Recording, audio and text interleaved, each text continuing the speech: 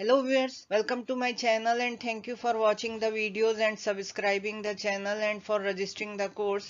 इस वीडियो में हम CSET मैथ्स के लिए परसेंटेज प्रॉफिट एंड लॉस के फॉर्मूले एंड एग्जांपल्स करेंगे।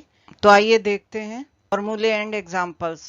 तो हमें फाइंड करना है x% ऑफ y। परसेंट का मतलब 100। तो जैसे कि हम पहले करते थे ये दैट 100 में x है तो y में कितना है x अपॉन 100 इंटू वाई। तो वही फॉर्मूला यहाँ लगा, ऑफ का मतलब मल्टीप्लाई, तो x अपॉन 100 into Y and y% of x means y अपॉन 100 इंटू एक्स। अब हम ये फॉर्मूला देखते हैं जिसमें परसेंटेज चेंज की बात की गई है और यहाँ ये न्यू अमाउंट है एंड ओरिजिनल अमाउंट है। तो दो बात हो सकती हैं कि नई कॉस्ट है वो इंक्रीज्ड कॉस्ट हो, नई कॉस्ट जो है वो डिक्रीज कर गई। तो ये ऊपर की वैल्यू जो न्यूमरेटर में है वो प्लस माइनस हो जाएगी। मींस अगर न्यू अमाउंट इंक्रीज्ड 1 है तो ये पॉजिटिव आएगा और न्यू अमाउंट अगर डिक्रीज्ड 1 है तो निगेटिव वैल्यू आएगी। तो उसी हिसाब से, और सेम भी हो सकती है कि कोई चेंज ही ना हो ओरिजिनल अमाउंट में।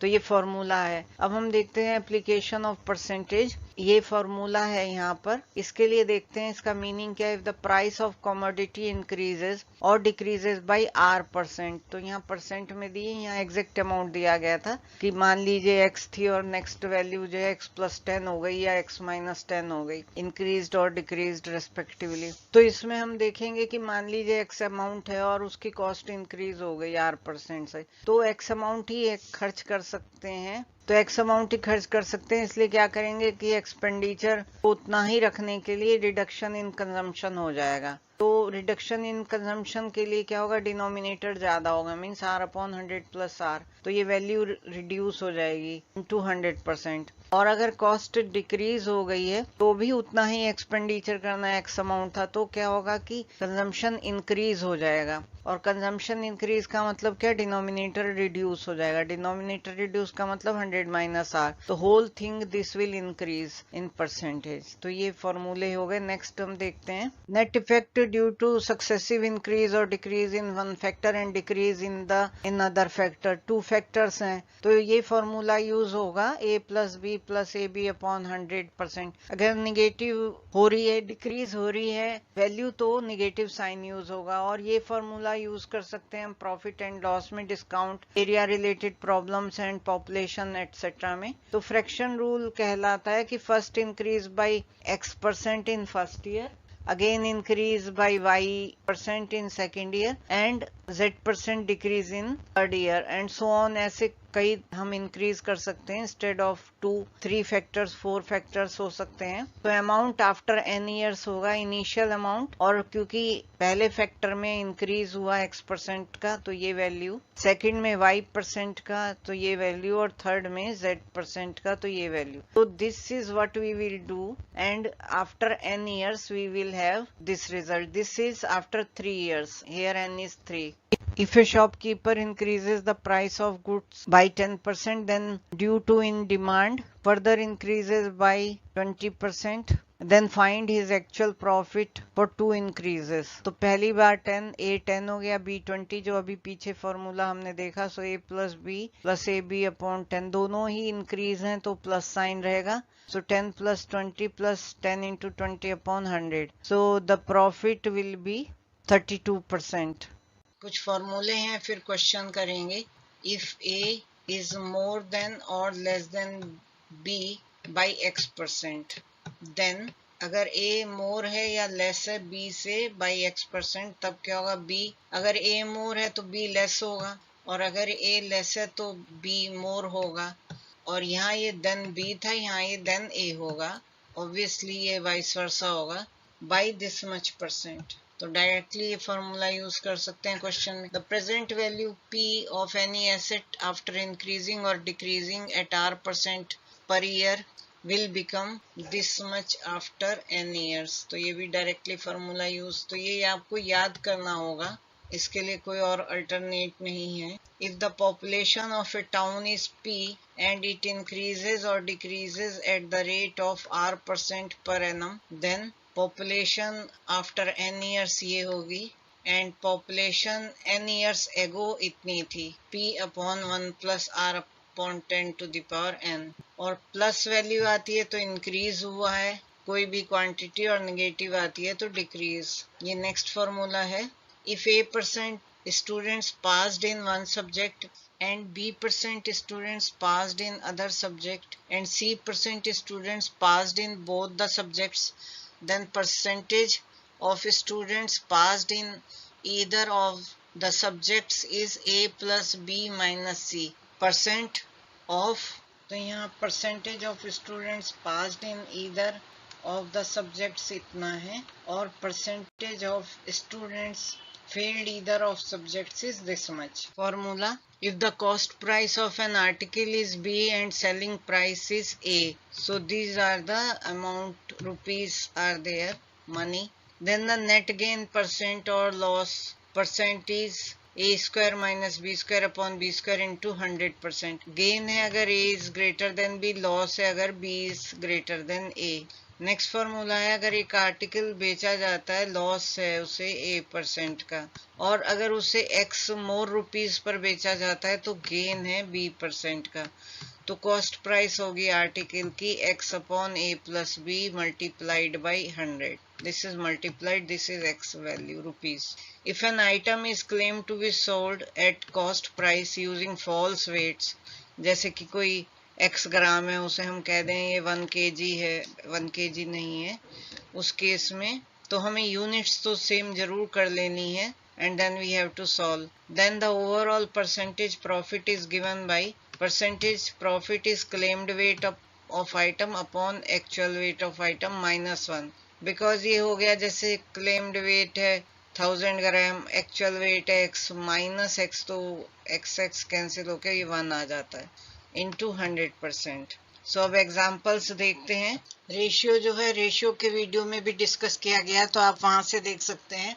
डिस्काउंट जो है market price minus SP, discount percentage is discount upon market price into 100. Successive discounts हैं A% followed by B%, then total is A plus B minus AB% discount. Ratio, proportion, partnership and mixture, इन पर जो है एक video बनाया गया, आप उसे देख सकते हैं. A/B is equal to C/D, तो ये नोटेशन है, A to B भी कहते हैं, so we can write like this. And ये C/D, सो इक्वल भी लिख सकते हैं, या हम इस फॉर्म में प्रोपोर्शन के फॉर्म का सिंबल भी बना सकते हैं. Now A plus C is to B plus D, अगर A लेस देन B है, उसका ये एग्जाम्पल दिया गया है. And A is less than B for positive quantity X, कोई भी हम एक पॉजिटिव क्वांटिटी X ले रहे हैं, तो A plus x upon B plus x हमेशा A अपॉन B से ग्रेटर होगा, and A minus x upon B minus x A upon B से लेस होगा. ये एग्जाम्पल है कि सेम है. 2:5 वैल्यू यहाँ ली गई है, 2:5 ये ली गई जो कि 0.4 के इक्वल है. अब X यहाँ पर 3 ले लिया गया है, और 3 को जब जोड़ देते हैं तो 5:8 हो गया, वो 0.6 आ गया. एंड ये 1.4, 1:4 इज 0.25. ये सेकंड केस में, ये सेकंड केस में जब सब्ट्रैक्ट किया तो 1:4 0.25 आ जाएगा. तो 0.4 is less then this one, जबकि ऐड किया गया, सो सेम कंडीशन. एंड जब सब्ट्रैक्ट किया गया, that ratio is less then A upon B, that is 0.25 is less then 0.4 and 0.6 is greater than 0.4. इसी तरह A is greater than B है, कोई पॉजिटिव क्वांटिटी ली, लेकिन यहाँ ये greater than B है, ये ध्यान रखिएगा. तब इस केस में रिवर्स हो जाता है, A plus x upon B plus x is less then A upon B, and जब सब्ट्रैक्ट करेंगे तो ये ग्रेटर. इस केस में 7:5 का एग्जाम्पल है, X को 4 लिया, ऐड किया तो 11/9 या 11:9 आ गया, जो कि 7/5 है, और ये हो गया 1.2 जो कि 0.4 से कम है. और दूसरी बार 3/1, जबकि सब्ट्रैक्ट कर दिया 4, 3/1 हो गया, दैट इज ग्रेटर देन 7/5. यही फॉर्मूले लगाए, सो 3 इज ग्रेटर देन 1.4. तो ये नोटेशन है. इसमें अल्टरनेंडो, लॉ इन्वर्टेंडो, अल्टर में अल्टर हो जाते हैं, C क्रॉस हो जाता है, A upon C is equal to B upon D. Invertendo में इन्वर्ट हो जाता है, A upon B B upon A हो जाता है, C upon D D upon C, inversion हो गया, इन्वर्ट हो गया. कंपोनेंडो में कंपाउंड कर देते हैं a plus B upon B is equal to C plus D upon D, ये सेम ही है, उसी पर एप्लीकेबल हो रहे हैं सारे केसेस। डिविडेंडो में a minus B upon B is equal to C minus D upon D, and rest detail में उसी वीडियो में डिस्कस किया गया। यहाँ जस्ट कुछ information about discount, successive discounts etcetera बताने के लिए ये दिखाया गया। A few formula: profit percent is equal to profit upon cost price into 100, loss percentage is equal to loss upon cost price into 100, selling price is equal to 100 plus gain percent, and we will divide it by 100, and whatever is the result multiply it by cost price. Then 100 minus loss percentage upon 100, calculate it and multiply it by CP, that is also selling price. So CP is equal to 100 upon 100 plus gain percentage, calculate it and multiply it by selling price. 100 upon 100 minus loss percentage, calculate it and multiply it by SP. So both cases have been given when gain is there or loss is there, and SP is equal to 100 plus profit percentage of CP when profit is P percent of CP, and SP is equal to 100 minus L, this whole percent of CP when loss is L percent of CP. Here few more formulas. So first is by selling an article for rupees A, some loss is incurred, and by selling it for rupees B, there is equal gain equal to the loss amount, then cost price is rupees A plus B by 2. So one formula, this important. The second one we have used right now in the previous example where bicycles were there, 144 bicycles. So if the selling price of a article is equal to the cost price of B articles, then gain percent or loss percent is given by B minus A upon A into 100. Here B is greater than A, it is a gain. If A is greater than B, then it is a loss. Third formula, if the cost price of article is B and selling price of B articles is A, then net gain percent or loss percent is A square minus B square upon B square into 100%. And here the case is if A is greater than B, it is a gain, and if B is greater than A, it is a loss. So now next formula is when an article is sold, it is sold, and here also there is a gap. It gains A percent if it is sold for rupees X more than gain is B percent. The cost price of an article is given by rupees X upon B minus A into 100. So these are a few formulas, just remember them, and as we have used. अब examples करते हैं, और example किस फॉर्मूले पर based है वो दिया गया है। अगर फॉर्मूला नहीं दिया गया then it will be explained कि कैसे उसे सॉल्व करना है। तो पहला एग्जाम्पल है by selling an article for rupees 50, some loss is incurred, and by selling it for rupees 100, then there is a gain equal to the loss amount. Find the cost price of the article. By selling a watch for rupees 495, a shopkeeper incurs a loss of 10%, then find the cost price of the watch for the shopkeeper. तो CP is equal to 100 upon 100 minus loss percent into SP. इसे हम इस तरह से भी कह सकते हैं कि मान लीजिए 100 रुपीज की क्लॉक वॉच थी और वो 90 में सेल हुई। तो जब 90 में सेल हुई, जब मतलब 10% का लॉस था, तो कॉस्ट प्राइस था 100 का। और अगर 495 में सेल हुई, तो अगर आपको फॉर्मूला नहीं भी पता है तो आप ऐसे निकाल सकते हैं। तो कितने में होगा कॉस्ट प्राइस? 100 upon 90 into 495। सो ये वैल्यू आएगी, जो कि ये फॉर्मूला यूज कर सकते हैं या आप इस तरह से भी कर सकते हैं। A shopkeeper sells 2 items at the same price if he sells one of them at a profit of 20% and other at a loss of 20%, then find percentage loss. तो यहाँ ओवरऑल लॉस का फॉर्मूला है, एक 20% profit पर, दूसरी loss पर। सो 20% is 20 upon 100, so square of them that of 20. So we get this percentage 4%. तो जैसे कि यहाँ क्वेश्चन हमने अभी देखा कि equal amount of loss equal amount of profit है, 20% प्रॉफिट है और 20% लॉस है। तो फॉर्मूला है जो कि लॉस प्रॉफिट की वैल्यू है इक्वल है एक्स स्क्वायर अपॉन 100%। ये ओवरऑल लॉस या प्रॉफिट होगा।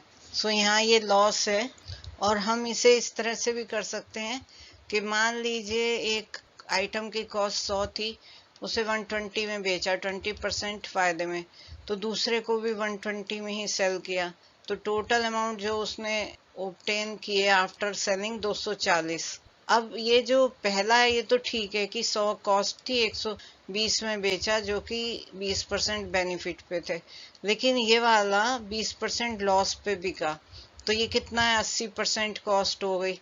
तो 80% कॉस्ट जो है वो है 120 रुपए। तो 100% कॉस्ट क्या होगी, 100% कॉस्ट इज 120 अपॉन 80 इंटू 100। तो अगर हम डिवाइड करें 8 से 1200 को डिवाइड करें तो ये आ जाता है 150। तो टोटल कॉस्ट हो गई 100 इसकी थी एंड 250 कॉस्ट हो गई, और जो सेल करके अमाउंट मिला वो हो गया 240। तो 10 रुपए की हानि हो गई। तो 250 में 10 रुपए का लॉस हुआ, तो 100 रुपीज में कितने का लॉस होगा परसेंट में, तो 10 अपॉन 250 इंटू 100। तो अगर ये 1000 को हम 250 से डिवाइड करें तो 4 आएगा, 4% इज द आंसर। डिस्काउंट जो है वो सेलिंग प्राइस पर होगा, दैट इज मार्क्ड प्राइस, और मार्केट प्राइस कहीं लिस्ट प्राइस, इसे कुछ भी कहा जा सकता है, तो हम मार्केट और मार्क्ड प्राइस कह रहे हैं, minus discount. If discount allowed is R%, then SP is 100 minus R upon 100 into market price. तो सक्सेसिव डिस्काउंट क्या है, मार्केट प्राइस मान लीजिए P रुपीज है, R1% का दिया पहली बार, फिर दूसरी बार R2% का डिस्काउंट दे दिया, तो SP of the article after R2 and R1% R, ये दिया जाएगा 100 minus R2% of 100 minus R1%। पहले इतना दिया गया था, फर्स्ट टाइम R1% दिया गया था of P, this percent of P हमने किया था, and then second time this percent of the whole thing. तो ये वैल्यू आएगी। ये भी फॉर्मूला आप याद कर सकते हैं, डायरेक्टली यूज करिए। Using false weight in place of actual weight, x gram actual weight है जो कि 1000 से कम है, और 1000 ग्राम दैट इज 1 kg बताकर उसको सेल कर दी, कॉस्ट प्राइस पर सेल कर दिया। तो शॉपकीपर का जो गेन परसेंट होगा वो ये फॉर्मूले से हम निकाल सकते हैं। So directly we can use formula. और हम कह सकते हैं जैसे इस क्वेश्चन में देखें कि without using formula also we can solve. A dishonest dealer professes to sell his goods at cost price, he uses a weight of 930 gram for 1 kg, मतलब 930 ग्राम को 1 kg बताकर बेच दिया। Then find his gain percentage. तो 70 ग्राम का फायदा उठा लिया उसने, 930 ग्राम में को बेनिफिट ले लिया, परसेंट फायदा उठाना है, तो कितना होगा। So net discount is in percentage R1 plus R2 minus R1 into R2 upon 100%. So example based on it, a retail store offered a discount of 25% on every article purchased. Later they announced an additional discount of 35% on every article purchased. Find the total percentage availed by the customers. So R1 is 25%, R2 is 35%. So successive discount की वजह से जो net discount है that is R1 plus R2, ये जो formula दिया है, minus R1 into R2 upon 100%. So this after putting the values 25 and 35 we get this value. So when we have plus sign that is for increase, negative sign is for decrease. And मान लें यहाँ पर एक दूसरी situation दी गई है, A% students passed in one subject and B% students passed in other subject and C% students passed in both the subjects. Then और यहाँ कभी कभी वो कंडीशन भी दी होती है कि फेल हो गए in both the subjects. So we have to see what type of condition is given. then percentage of students passed in either of the subjects is A plus B minus C. Because ये दोनों में पास हुए तो ये 2 बार count हो गए तो इसे सब्ट्रैक्ट कर दिया गया. This much percentage and percentage of students failed in either of the subjects is 100 minus this much. We are finding in percentage. क्योंकि पास की वैल्यू है A plus B minus C, तो failed in either of the subject will be 100 minus. ये एक next formula है. Let x is original initial term, y is the final term, and PQ are the continuous percentage changes. Or you can say x changes in y after getting P percent, Q percent and R percent changes, which can be increment or decrement. So in increment case final value will be y बन गई है, y is equal to x जो कि initial value थी और पहले उसमें P percent का चेंज हुआ तो 100 प्लस P, फिर Q का हुआ 100 प्लस Q, फिर R का हुआ 100 plus R upon 100 into 100 into 100. So this will be the value, final value to calculate y. Next formula है percentage change is equal to final value minus initial value upon initial value into 100. So this formula can be used directly for two successive changes A percent and B percent. ये यहाँ पर total percent is this much. अभी हमने इसी तरह का formula net discount में पढ़ा जहाँ की R1 plus R2 minus R1 into R2 upon 100% है, लेकिन यहाँ सक्सेसिव चेंज की बात कर रहे हैं तो this is plus sign and it will depend that if it is discount it will become negative according to that formula. Interest is simple, interest is principal into rate into time upon 100, PRT upon 100 और PRN means time in number of years. So this is the interest. Compound interest is P into 1 plus R upon 100 to the power n minus P and amount R% जो है that is rate of annual change. Depreciation formula जैसे कि अभी हमने compound interest पढ़ा था ये उसी से रिलेटेड है, यहाँ माइनस आ गया. P डैश इज P जो कि प्रिंसिपल अमाउंट है, P डैश फाइनल अमाउंट है. प्रिंसिपल कहें या ओरिजिनल कहें या इनिशियल कहें सब एक ही बात को डिफाइन करते हैं. और P डैश जो है final value of the money after n years है. R% rate of annual depreciation या हम इंटरेस्ट कहते हैं इंटरेस्ट के समय minus. So this is P into 1 minus R upon 100 to the power n.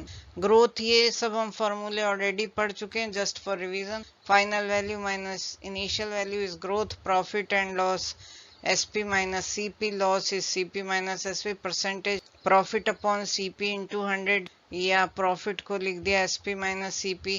Percentage loss upon CP into 100. So this is percentage profit and percentage loss, दोनों ये फॉर्मूले हो गए. If an item is claimed to be sold at cost price using false ways, then the overall percentage profit is given by.